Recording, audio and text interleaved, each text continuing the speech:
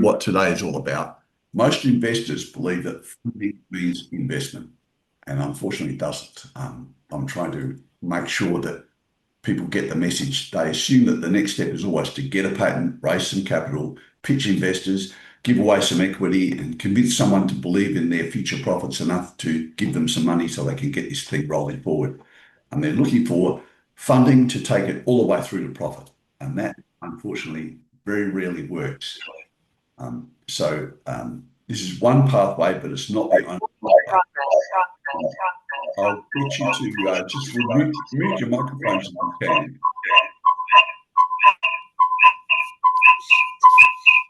Can you mute? Everyone, please mute your microphones. Thanks. Okay, that's it. Now, as I mentioned, that's one way to do it, but in many early stage projects, it's often the hardest pathway forward.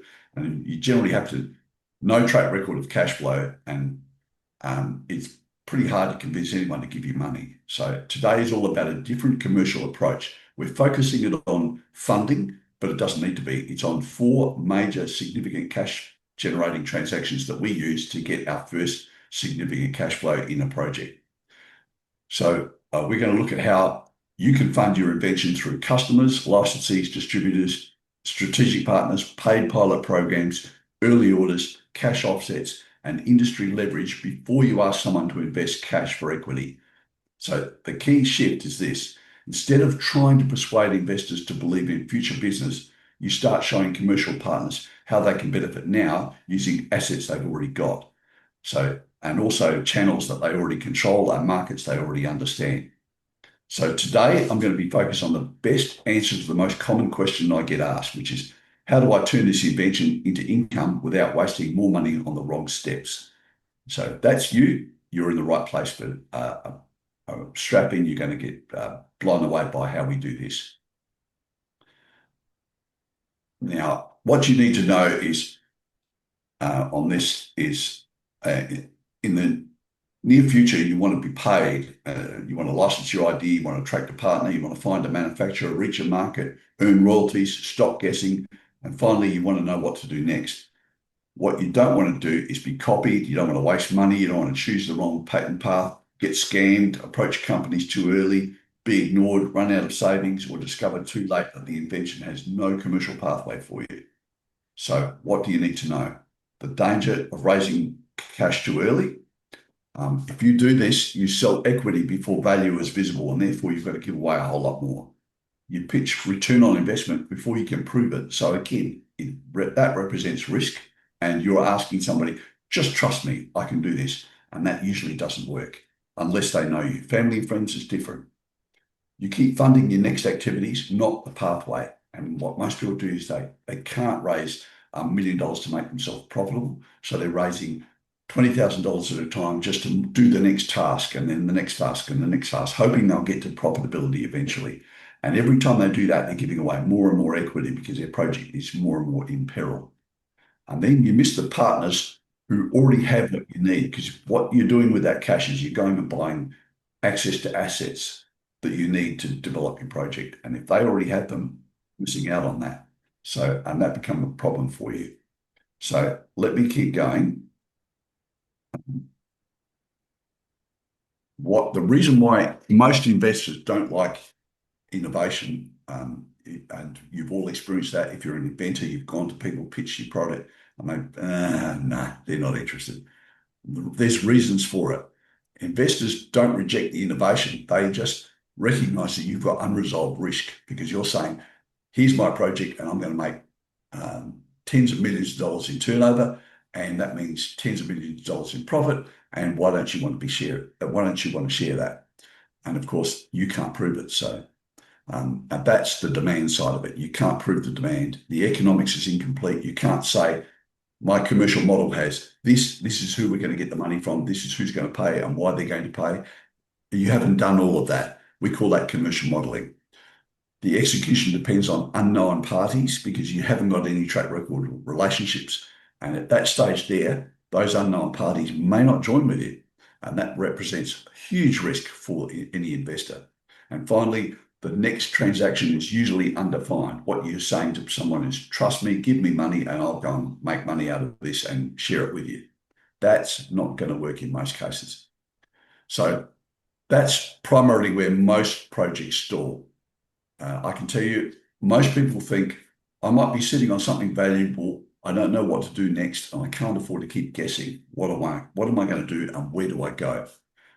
But to be fair to investors, they don't reject innovation because they lack imagination. They just want to avoid all the risks that you haven't dealt with yet. And if you understand those risks and you deal with them, they're ready to deal with you. I'm going to show you how we do that. So if you're stuck at any one of these points, if you're asking yourself questions, and I can tell you today's presentation isn't for everybody, but if you're stuck with any of these, you'll get value from being here. And I want to show you what those questions are. If there's questions in your mind right now and they don't appear on this screen, then you have a problem. Well, you're not going to get a huge benefit out of this.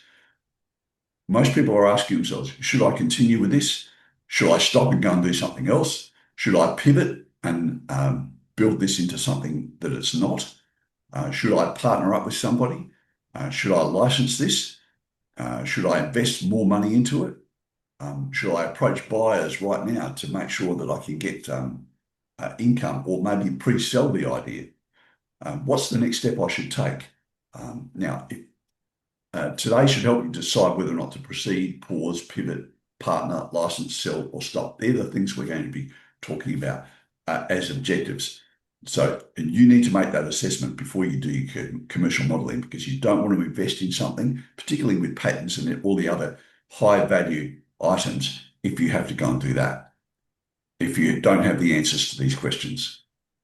So today is focused on something that I've used for the last, since 2014. I developed it under the cornerstone investor model, and it's not just about funding, but it's relevant for other transactions as well. But we're going to focus on funding today.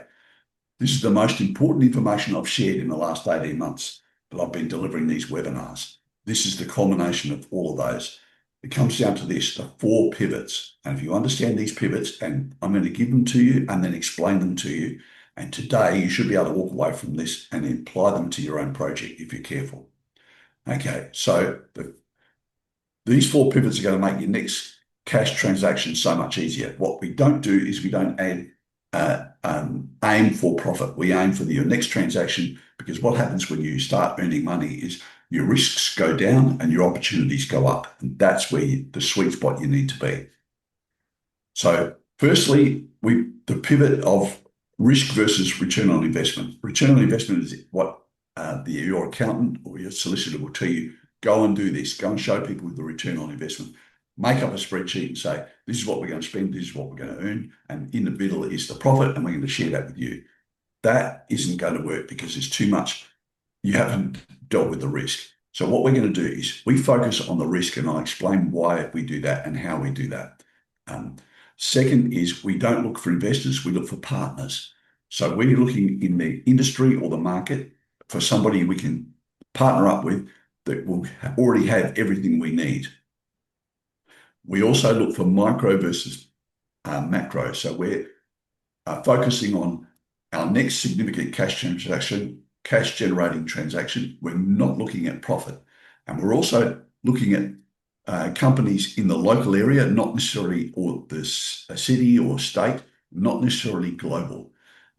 So that might seem a paradox, but I'll explain it later on. And macro also means when you give away equity or percentage of equity, you're giving away a percentage of equity in your project. We don't. We give away a percentage of equity in the license for that particular region. And if that's where your prospective partner works. If they only have one office in one city, they're not interested in other cities. So why should you give them exclusive access or ownership in other cities? So we'll show you how to micro that from macro. And finally, we're going to use access to assets rather than cash, because if you focus on cash, you're going to die pretty quickly, because cash is very hard to earn. Access to assets is very little risk for them. So let's move to the pivot one. What I get everyone to do is to stop pitching return on investment. You don't need to raise all the money. You need to raise to find the entity or somebody in the industry or the market that already owns the factory, the plant and equipment, the sales team, the customer base. They already have industry credibility because they probably have a distribution channel that are selling complementary products. They might have some product line that your product will actually complement. So that's a big deal for you and for them. If this is what you're intending to buy with your funds, why not just use theirs? So going along and saying, I need $1 million to buy all this equipment to prove what I've got might be very much harder than to say, I'd like to rent your equipment and a space in your factory and get access to your forklifts, your gantry crane, your laser cutters, your CNC presses, and everything else you have, because I only need it for 6 months to get myself through to when I get cash flow. Then I'll go and buy everything. And in a case like that, why should I give you very much equity? I'm going to show you how to give a lot of equity, a big slice of a small pie. So what does pitching ROI look like, and what do we try and do to stop it? You've already lost the conversation if you start pitching ROI, I can tell you that. The investors are not trying to understand your dream. They're trying to factor in what is uncertain and price it out so they know what they're up for. Now, when an inventor thinks of what I need to do, it's all about the huge upside, the massive markets, early entry opportunities, strong future returns. That's what you're pushing. But in fact, what the investor is hearing is completely different. They can see that there's no cash flow to value. You haven't got a relationship there. There's no liquidity path. How do I get out if I get in? There's better options with evidence. And that I'm talking here is if I have $1 million to invest and nobody wakes up in the morning and says, I've got $1 million to spend, let me find a new idea to spend it on. They don't. So they have to be pretty much convinced it's a good idea. And their options include going and buying shares on the stock market, which is quickly in and quickly out. So they're a much better option. They've got a lot of evidence and they've got rules about making sure their investment is secure. And finally, nobody wants to go first. You may have the best idea in the world. It doesn't matter. Most people do not want to go first. So if you want to make a win out of this, you have to shift the conversation from future return on investment to how getting involved, you can reduce their risk. I'm going to show you how we do that. So the second pivot is to change who you talk to. This is most important. In the past, you look for high net worth investors, professional companies. Now, I can tell you, most companies don't pay for ideas. They pay for market-ready, low-risk solutions that fit their customers, their channels, and their margins. And they become a partner. And a partner's needed in early stage because you have nothing to offer other than an idea. The investor needs to be at pre-scale. At pre-scale is when you have already a cash flow, you have high growth, you have an exit plan, and you have something to offer. And in a case like that, that's way down the track. So let's look at this. The best first funder is probably not a professional investor, maybe a party from the industry or the market that's going to benefit from joining you, a benefit for their company, not just you. So they get an extra benefit from being involved. Things like market access, capability. They might have, they can offer you what you need in skills to do what you want to do. Strategic motive. If they add your fries with their burger, they're going to sell a lot more in their drive-through. So what do? They want to deal with you. And finally, risk reduction. So there's a potential here that everything they've got, they're not going to give you $500,000 in cash. They're going to give you $50,000 in cash. The rest is going to be access to all these plant and equipment and skills and everything else you need, the capabilities. In fact, they might also have their capacity in their factory might be at 50% at the moment, and you give them an opportunity to go to 75%. That costs them nothing, but they can take a benefit from it straight away, and that reduces their risk. So the third pivot is to move from macro to micro. This is fairly important because we're looking now at not at getting profitable, but rather just at getting to a significant cash generating transaction. So we've got money in the bank to go and repeat and keep doing that and rolling those forward. We end up at those four things that investors want: cash flow, high growth, a target market well defined, a path to market well defined, and of course, an exit. So, what are they looking at? They're looking at the project idea. You're trying to get them first cash event. That's the most important thing. Once you've done that, then all you need to do is rinse and repeat. So you just go back and redo what you've just done, whether it's for raising capital, it might now be you're going to get a license. You use the same technique we use to get licenses, to get trade sales, to get distribution agreements, or to get a raise capital. It doesn't matter. Even the pilot program, we do the same thing. Once you've got that, you've got your cash flow pattern. You're now at pre-scale. Pre-scale is where a venture capital or private equity firm can look at you and say, okay, if I put 10 times the equity into this project, can I get 100 times the output? If the answer for them is yes, they'll make a deal with you and they'll find you and offer you that. You don't need to go and find them. You don't need to be knocking on their door, pitching to 300 different people. They will find you because you've got the cash flow and high growth. So now we're moving away from the macro, which in the past you look for large companies, you hope they've got enough cash. They often bring committees, rules, delays, and impossible conditions. They also, in a lot of cases, they want control of the project because they don't trust you because you're a nobody. And I can understand that. So what they might want to do is move you into their R&D department and give you a chair or a desk or a lab. But most importantly, you're not in control. You're answering to them. If you micro this, it's different. It's a smaller to mid-sized player, somebody with it from the industry or the market. They can be faster in decision making. They're a lot hungrier. They're easier to reach and more open to a local, practical first transaction. And once you've got them for their first transaction, you don't need them anymore, but you've shared the local area with them. And that's important in terms of macro to micro, because micro means when I give someone equity, I don't give them equity global. I give them equity in the project for that local area or that city or that state, whatever it's going to be. Okay, so one investor that I used thought that they needed $500,000. And this was a project that I've explained on some of the other webinars that I've done. And by all means, you can go back and look at those. They're available for download. But when we unpacked their need, most of it was plant access, it was testing, it was warehousing, it was sales access, credibility into a market. So the funding target changed from raise $500,000 in cash to find a partner who already owns 80% of what the project needs. And that changed the entire pitch. We ended up raising $88,000. Most of that was for the principal salary for 6 months, plus one demonstration unit, which we took to field days. So if you need $500,000, you need to ask yourself, what is that money buying? Because you probably don't need 500,000 cash. Partner assets or access to partner assets, you don't need them to give them to you. You just need them to give you access to them. So the cash might be to go out and get facilities, rent facilities, buy plant and equipment, recruit skilled labor. You have to do testing and compliance, and you want to outsource that. Or you might have to build a sales channel. But what if somebody's already got that? And they've got unused capacity within their factory, as I mentioned.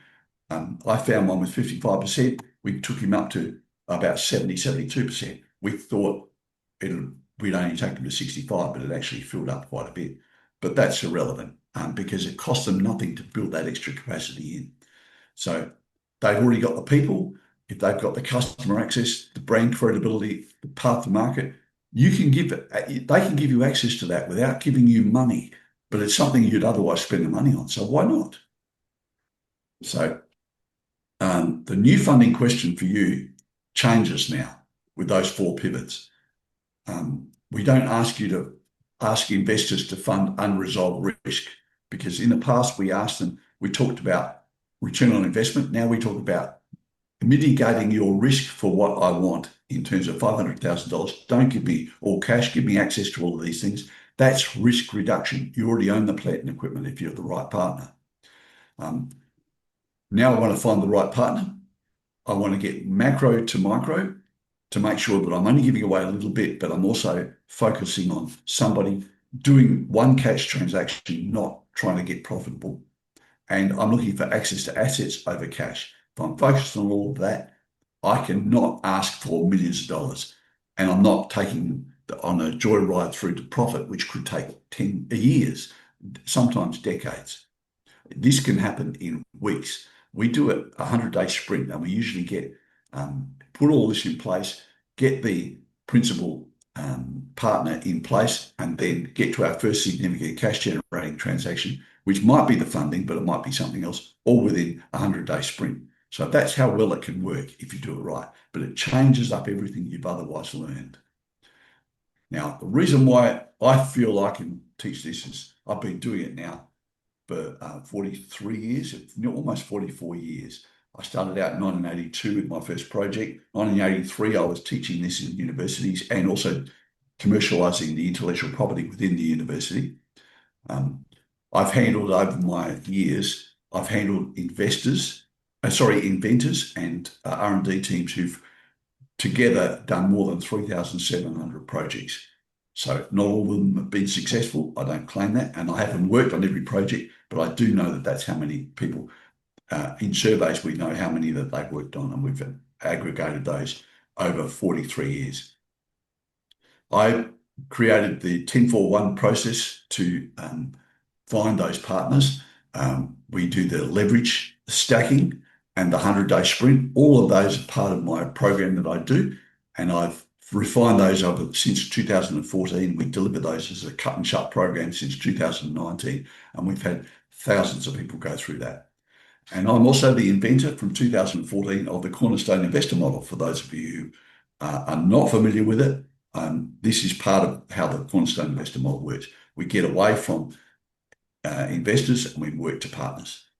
So today is all about leaving with a different funding question. You should be asking yourself, who can resource this project because they already have benefits, or they will already benefit from if it works. So they're the people that you want to talk to, not investors. So if I go to the macro, you're probably used to doing 300 pitches at a time. Now, I can tell you now, mass pitching is weak targeting. That's all it is. It's just saying, you've got money, boom. I remember once pulling up to a breakfast meeting and I was a guest speaker, and somebody got me in a car park, and because I stepped out at that time, I had a fairly nice car. I stepped out of my car, put my jacket on. This guy hit me for investment in his project. Why? Because I had a nice car. That was the qualification for him. Clearly, I had money. No, I probably only had a lease. Most of the people you know with nice cars, probably even your Ferraris and the likes, they didn't pay cash for those. They probably don't have the cash flow. They're driving that car to impress other people. I wasn't, but that's beside the point. Now, a smaller number of better targeted partners can produce more progress than hundreds of generic investor pitches, and we do it in 4 pitches or less. We can generally get our funding in 4 pitches or less. So that shows you how targeted this is. So if you're looking at your micro objectives, what's your first win? Well, it's going to be not to fund the entire dream. You're looking at your first paid pilot. It could be a first distribution pathway, first licensing conversation, your first trade sale option. These first deals buys you the second deal, and then you build momentum. Cash at bank, market share are there the transactions and the currency that you're going to be dealing with. And when the investor, that's when the investors all want to know who you are, because you've got proof that your model's working. So your micro options for commercialization change now. So you're looking at one of these 4 categories. Your first significant cash generating transaction should be either funding, distribution, licensing, or a trade sale. If you're asking for anything else, you'll probably, we include their pilot program might be included for funding, beyond funding. You might take funding as a primary and then go to your secondary. So that's fine. You can do all of those, including trade sale, because you don't do just one trade sale. If you're going to sell your IP, you might just sell it to one country and then keep it for your other countries. I've seen a deal, we negotiated a deal where we sold the IP rights for China to a Chinese company on the condition that they produced it for China, and we bought their excess, their surplus, through grey marketing and shipped it back to the USA. So that was quite a good deal. We knew we couldn't police the China deal anyway. If somebody breached our patent, we're not Chinese. We're not based a China-based company. We couldn't actually hope to get that to work. So what did we do? We just gave it to someone else, and we're able to buy their product at cost plus 15%. So they showed us their cost. We did cost plus 15%. It did go up, but we kept to the deal, and that worked for quite a few years. So your pivot is not looking for investors anymore. We're now looking at partners. You need to change your focus from investor thinking to partner thinking. Target is the party that can gain if the project succeeds and can reduce the cost of making it successful. That's a partner, not an investor. The right partner will qualify themselves because they reduce the need for cash, your need for cash, because the cash you're going to get is going to buy the things that they can give you. They already have the market. They already have the sales channel. They already have capability within their factory to produce it. They already have a reason to get involved.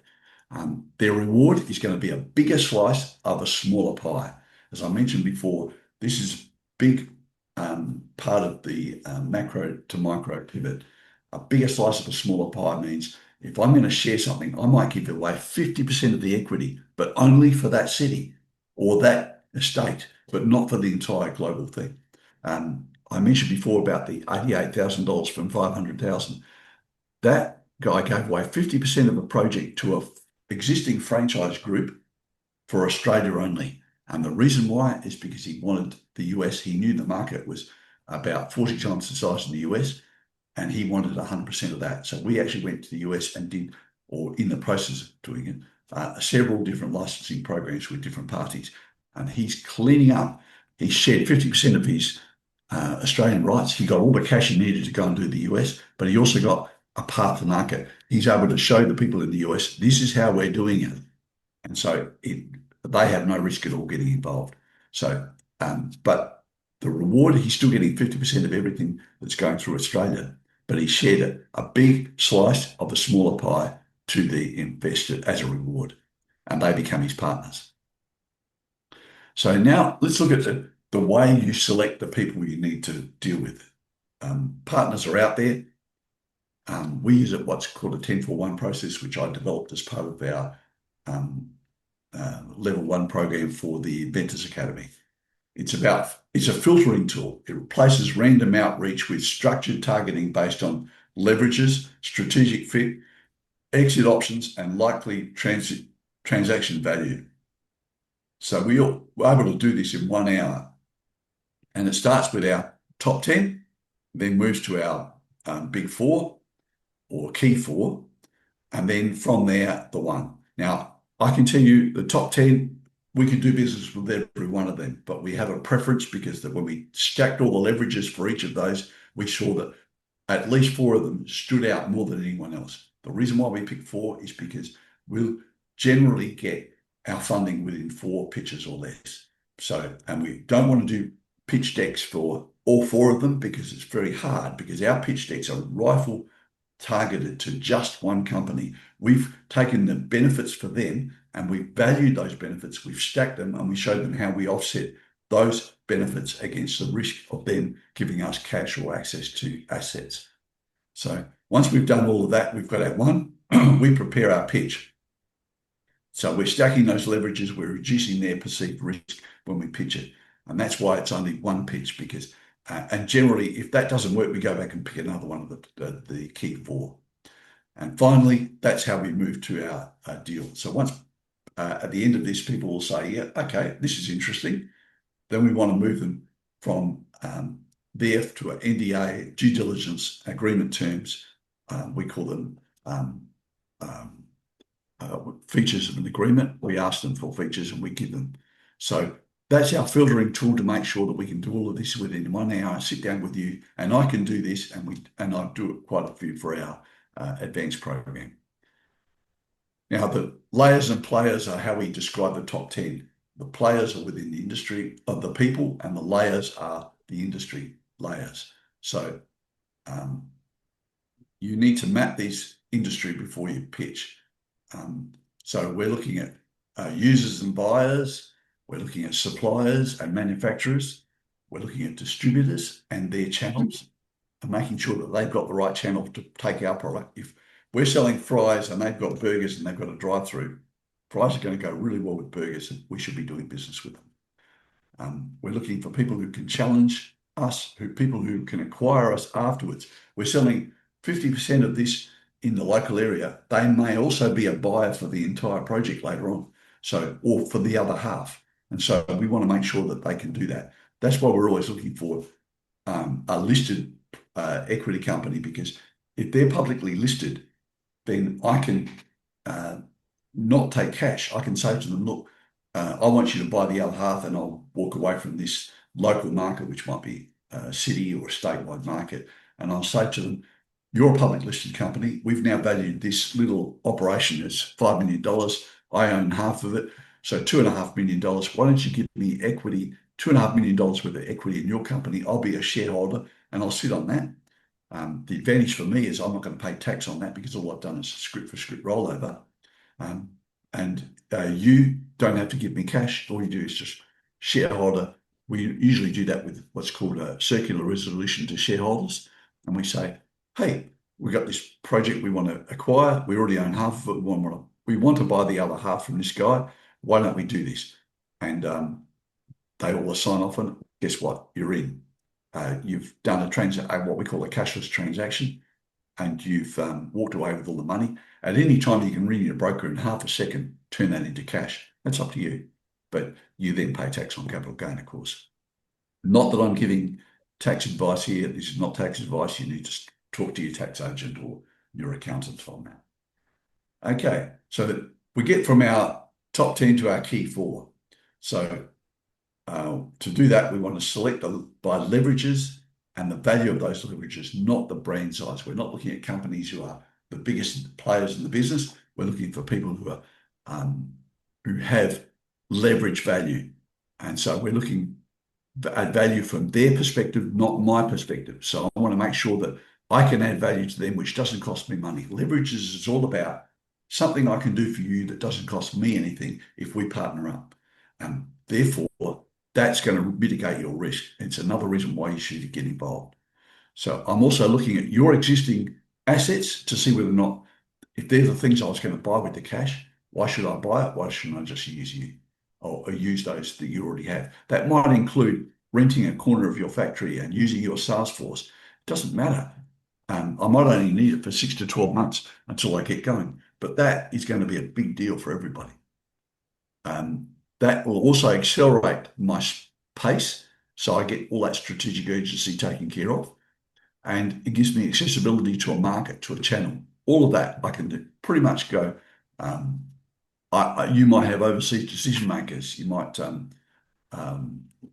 getting access to you might be that I need to go online. If you're a public listed company, I'm just going to download your annual reports. I'm going to look not at the annual report, but into the audit report within the annual report, because I can tell you audit reports don't lie. The rest is all embellished.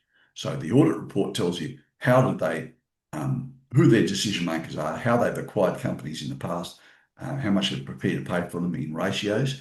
And that's going to be an important factor for you, because you know what they will pay and what they won't pay.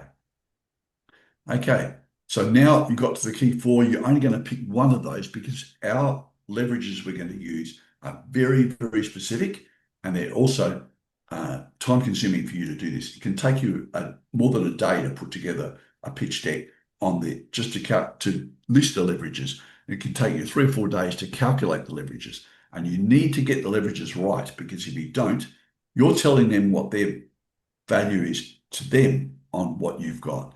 And if you can't do that accurately, then you're telling them wrong. They're going to discount everything you say from that point on. So things you're going to look at is, do they attend trade shows that you want to get to? Do they have market share? Who are their competitors? Are they the same competitors you have? Does your product complement or compete against them? You tend to run company reports. How do they do M&As in the past? I like to gather names, emails, numbers from LinkedIn or ConnectSoft or something like that. So I have a list. I build my 12-point pitch around that. I stack the leverages to offset the risk. And then I use scripts to get the non-disclosure agreements and everything else. And that's and appointments for the pitch as well. So I'm preparing that one transaction that I want to do, and that's to research their world, show the fit to them, reduce their risk so they understand getting involved is going to be good, and then make the pitch for a practical ask. So my practical ask is, this is what I want, and this is why it's not cash, because you're the right partner. And from there, I can make it all happen really quickly. Now, the commercial model I want to use is where the opportunity becomes real, because these questions, when these questions are answered, people understand it's not about cash. So we want to talk to them about market validation, our proof of concept, our ownership potential, our pricing, costing, and sourcing, and then we build our pitch around that. So the commercial model is where the opportunity becomes easier to say yes to. This is where demand, pricing, costing, partner fit all come together if you do this right. So the partner-funded transaction is the next thing we're looking at. So a first deal is built when partnership choice reduces your cash requirement, creates their proof. So we're looking at things like, what are the partner assets that they've got that we can take advantage of? What's their first proof? So what are we going to look to? Is it a paid pilot, a trial order, option agreement, limited license, white label testing, so they put it under their name, not your name, or a distribution? And then from there, we're going to show them what transaction we want to do and how that's going to be funded, how they can fund it, and how they can make it a reciprocal transaction by taking the product on as well. So the secret weapon to leverage is it's that what the other party already has makes your project easier, faster, or cheaper. If you have that, you're all set to go. Okay, so what's each of these leverages worth per year? We need to understand what that is. If the project is 5 years to exit, what's the total cost benefit? What importantly does that wash off? How much of the risk can you wash off doing this? So your equation then becomes, we present that as an equation. Here's the benefit from leverage, all the leverages that we've got. Let's add them all up. We stack the leverages. Then we add the less cash contribution. So we take off the cash to what we need. Let's say it's 500,000, which is usually what we ask for to get a project going, because we're not raising it for profit, we're raising it for the first transaction. We then add in the net sales projected that we would get from this first significant cash generating transaction. And we've got a total cash risk for the partner once we deduct all of the others off. And usually that's negative. So their risk is nil. And that's the most important thing we can do. And if it's not nil, I usually would go back to our key four and pick another one to be our first, because I always want that the risks to be less than and the cash requirement to be less than the leverages that we can stack up and show them. So that's how we do it. So this is how partners' existing assets can replace part of your cash that you thought you needed, you actually didn't need at all. So what we do is a leverage map. So what the partner needs to reduce that uncertainty is the most important thing. Do they have market access? Do they have production capacity for you to be able to add into their production line, and therefore they don't have to invest any more money? Do they have the credibility and trust in the marketplace that immediately they can drop this product? And I have had a project where we were able to do one email, which cost next to nothing, to 26,000 existing clients for that project. And we said, this prospective investor or partner said, we've got this new product coming online. Would you like it? We'll give you 30 days to try it out. If you don't like it, send it back. You can imagine what they did for their process. It took all the risk off the table. They pretty much got everything. And then you've got, can you add competitive advantage to what they're offering in their own market at the moment? So nobody can reach into their savings and just give you $1 million that they don't have. This works because it's affordable in what they're going to give you, and what they risk. And usually these people are from the industry or the market, and they're not people who have $1 million sitting around ready to invest. Some people like mining companies and large engineering firms, they've got a war chest ready for some opportunities like this. But in most cases, they want to take it over. What I want to do is get you in full control of it by giving away a big slice of a small pie and get the partnership assets that you need to make this work. So it's a completely different ballgame. So the ideal partner has the motive to deal with you, and they also already have the means. So the leverage map becomes something like this. I won't go into this because too much because we actually build this in the we work our leverages out. Leverages mean, are we going to give them more revenue or are we going to save them money? What's the non-cash value in this? What's the risk reduction value that we're going to put? And we're putting dollar values on all of this. Some of them have 2 or more. Most of them only have 1. And then we might have, this is just top 5 for one particular company, but I've done up to 14 of these and listed them out so you know exactly what they're going to be. So that's how we stack leverages, and that's how we pitch it all on one screen when we do our 12-point pitch. So the non-cash contribution is all about funding your progress. Remember, it can offset cash needs. This becomes how we present value and how we present risk, and offset one against the other. So most projects fail because they assume every resource must be purchased with cash. So, and that's not the case. What you're looking for is market access, you want capability, you want credibility, and you want capacity. And if you get all of that, you don't care about the rest because it will all fall into place. Now, from interest to signed first deal is a process, and we need to speed that process up. It can take 2 to 5 years to get your first deal, and people focus on that big deal, and they will also focus on raising enough cash to make sure that big deal will happen. I don't. I focus on mini deals and make them roll forward until you get the big deal, and the big deals happen automatically. So getting interest from people who have a lot of money is not your outcome. A defined sequence turns interest into a decision. I'm going to show you how we do that. We have a targeted approach, which we qualify the right people. We have short scripts and message meeting objectives to make sure that we can get their interest. We generally do our NDAs and we do due diligence. We prepare our due diligence files well before we do our pitch. Now, a lot of people say, okay, I've had a problem getting non-disclosure agreements signed by the people that I'm talking to. Because they're very large companies and they don't want to sign yours because you're a penny ante and you've done it yourself or you pitched it off the internet, and they don't know whether or not it's going to work for them. So what do? They send it to legal. And that means you've just lost 6 months. So I'm going to share something with you that's going to save you 6 months of your time in evolution of your process. If you want an NDA signed, don't write your own NDA. Find the company and say, look, we need to do a non-disclosure agreement. I'm sure that getting your approval on the non-disclosure is going to take a lot of time. So why don't you just give me your non-disclosure agreement and I'll swap around the disclosure and receiver and we'll use that because that's already approved by your company, isn't it? Of course it is. Bang, you've got it in 6 minutes. Next, we have to pitch using the leverages. We're not pitching this about, I want $1 million and I'm going to give you back, I'm going to earn $20 million and give you back $5 million worth of equity. No, we show the transaction, we show the partner benefits, we show the reduced risk, we show the pathway forward, and we show them the exit, which is most important. Without an exit, nobody's going to get in if they can't get out. And then from there, we don't prepare a term sheet. What I normally like to do is to say to people, I have elements of an agreement I'd like to see. After week 1, can I send you those and you send me a response with what you like to see as elements of an agreement, and we'll work for that. And you're actually building the agreement. You're sending them parts of what you really want in an agreement, and they'll do the same to you. There'll be some that they won't want in yours and vice versa, but that's okay. You have something to work with.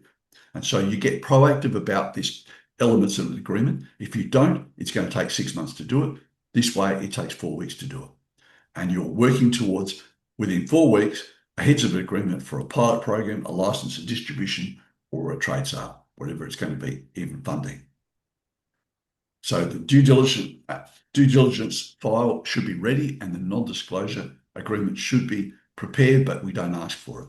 So Preparation is part of your risk reduction, and that's time. Time is a big thing here because people go cold, and particularly within large companies, if you're dealing with the prospective partner you've got has divisions and managers, you only need to get one person offside of their manager who hasn't seen what you've got offside, and the whole thing gets crushed. Or alternatively, somebody moves to another company. That'll kill your project as well. So um, you should have enough material ready to go and keep the conversation moving and set the agenda beyond the pitch to make sure that it all gets done in 4 to 6 weeks. So be ready when somebody says, "Oh, that's quite interesting." You should be ready to move. So you're showing them all about the ownership and protection. Here's the non-disclosure and everything else. You're showing them your commercial model. This is how it's going to make money. It's how it's going to make money for me, how it's going to make money for you, how the market will use it, why the market will use it, how much they'll pay, pricing, costing, sourcing, market validation, proof of concept. And here's the exit that I'm proposing for you in all the exit points, that what we call value realization points, at 6 months, at 12 months, at 2 years, at 5 years, whatever you want to do, you can access that. And it could be a reciprocal buyout if you wanted to. Here's the due diligence file. And normally with our program, we've got a due diligence checklist and we build the file. We do it manually. We don't put it on a thumb drive or a CD-ROM or something like that. And there's a reason for that, because you're dealing with C-suite managers. Some of those have grey hair. A lot of people with grey hair do not understand how a thumb drive works or don't understand folders within a thumb drive. And you can't afford to slow anything down. So I do it all hard copy. No originals, but all hard copy. And then I also have the next step procedure. I lay it out. So I'm talking to somebody and they're saying, "I'm ready to go. This sounds interesting. Where to from here?" And I slide across the table my due diligence file and say, "You've already signed the NDA. You'll find a copy in there. There's also all the other NDAs that everyone else who's involved in this project has signed, and also all our patent uh, claims, all of our um, uh, technical stuff, everything we've got is all built into here. We're going to allow you to look at this for the next 4 weeks before we go to a heads of agreement. In next week, I'm going to give you a list of elements of agreement that I'd like to see, that I'd also invite you to give me. And then in 2 weeks' time, we'll meet up again, put together an agreement, and within 4 weeks, we should be able to go to a heads of agreement. If you're up with that, that's what we'll do. And you'll find you set the agenda, it's going to work in your favor. Otherwise, it's going to be a 6 to 12 month process, and you do not want this to delay. So this works a whole lot better than investor chasing, our whole process of getting partnerships. The aim's not to make investment obsolete by any means. It's to make the future investment more valuable by creating and stacking a series of significant cash generating transactions. So you're going to use the market's existing machinery to make all this happen. There's far fewer assumptions made here. There's less infrastructure for you to build, so you know what you're doing and the pathways. There's much better evidence for them. You're going to do a pilot, you're going to do licensing, distribution, trade sale, wherever it's going to be. Here's the evidence of why we're doing this and how it's going to work. And you're managing all the risks through offset. So you're saying, this is the risk for you in cash, this is the participation, here's the value, and here's the offset for the risks that you're going to get back. And I've offset risks. I did talk about that $88,000 project, and I've done a case study on it. It's in my program for people who want to look at it, where we said to this client, because this guy invented a way of eliminating the assembly costs for this particular project or product. And the assembly cost was 30% of the cost. And people, farmers in particular, would pay $100,000 for this product. They'd pay another $60,000 for installing it. And this guy said, "Do it yourself. One person can do this, and you save yourself $60,000. So we asked them, before we sat down to do our pitch, we said, "We want you to go back through your last 12 months of investment the quotes that you did, to all the ones you didn't get. And I want you to ring them up and find out if they went with someone else or didn't. Because chances are they're too expensive. That's fine. You already know that. But if they didn't go to anyone else, everyone else was too expensive. If you now know that if you said to these people $100,000 to buy it and do it yourself, because this is a DIY installation process that we've developed that would go with it. We just deliver you the entire product as assemble it yourself. And if that were the case, would you reconsider? Well, these people did the calculation and came back and said, we stopped at 6 months and we had $2.6 million worth of lost product and a lost profit. And I said, a lost sales? They said, no, lost profit. So it just shows you this was a national franchise for this particular product. If they had got all of that business, they would have received 2.6 million in extra profit. Bottom line, if they'd and now they were able to do that. They didn't expect they get 100% of those, but they get a fair few. They knew that. So that was immediately offset that would give them a good reason to get involved. We were managing their risk all the way through. And then we're also improving their future funding positions because they now have a cash flow and we have a cash flow. So from you don't have to worry too much if you're going to go and raise money to get from your 16th significant cash generating transaction to be a full operating company. You're at what we call scale. At scale, that's where the venture capital private equity firms will tip money into you to make it grow. And believe me, they can see it straight away. So how do we do this? We do put all this together in what we call a 100-day sprint. So that's our 100-day framework for getting from invention, idea, post-ideation to our first fundable significant cash generating transaction. So on day 1 to 20, we're doing clarity. We're making sure we've got everything worked out. Days 21 to 40, we're building our top 10, 10 for 1. We're doing all of that and we're starting to pick our one and we're starting to do our valuation. So we're building our pitch. We're doing due diligence. We're using scripts to contact people. If you don't have scripts to get in, you don't know how to get into companies, you'll find you'll never get anyone to ring you back. We know how to do it. And that's all built into our program. So we know that by following these scripts, people can make the contacts they need to make. We also need to secure specific conversations with the right people. We have to have our NDAs ready and our target feedback all set to go. And once we've done that, we can move forward. We can get our license program, our distribution, our pilot program, license distribution, funding, trade sale, whatever it is. So this is an important framework. The 100-day sprint gives you the structure, the urgency, and the focus if you need to. So how it works is pretty easy. I'm just going to sprint through this so you understand as a sequence. You build a specific case for each pitch. You calculate the value. There's fewer pitches, stack leverages, stated value. That gives you full direction you need for that one person to say yes. That's why it's 4 pitches or less, and it's not 300 pitches to raise funding. Once you've done that, we've got the procedure and the scripts to get your appointments with those people. Within 4 weeks, we've got the 1 to 4 pitches. You've done your 10 for 1. You've done your pitch deck, and you've got one deal. So, and I guide you through the process. We're doing that with weekly reporting. We prepare the due diligence file in advance, so that speeds things up. Working concurrently, we can all juggle.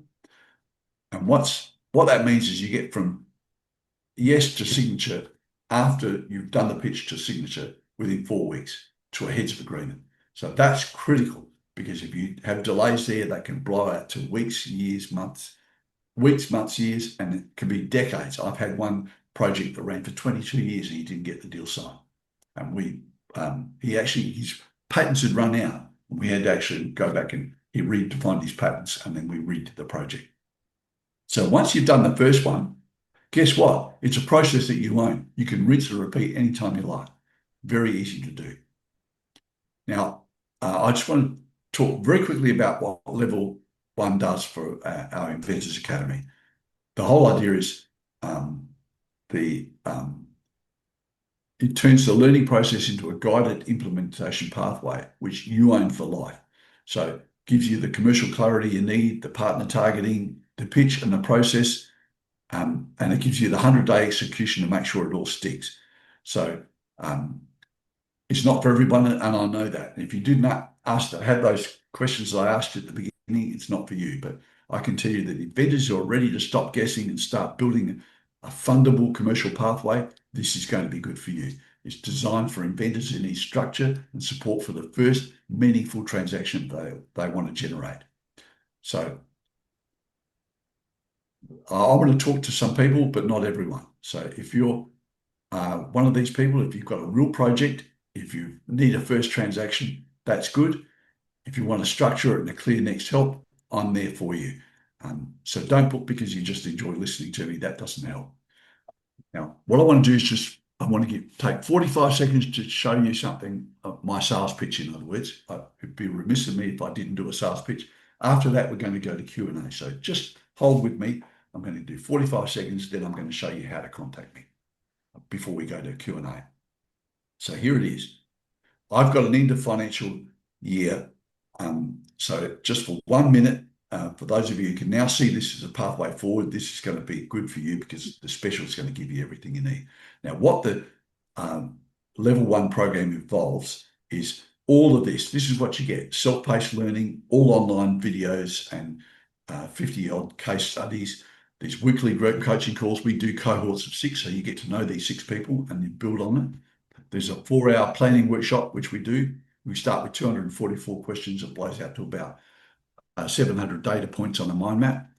We have project status reviews monthly to make sure that you're tracking along the Gantt chart that we've given you, that all the tasks are being done.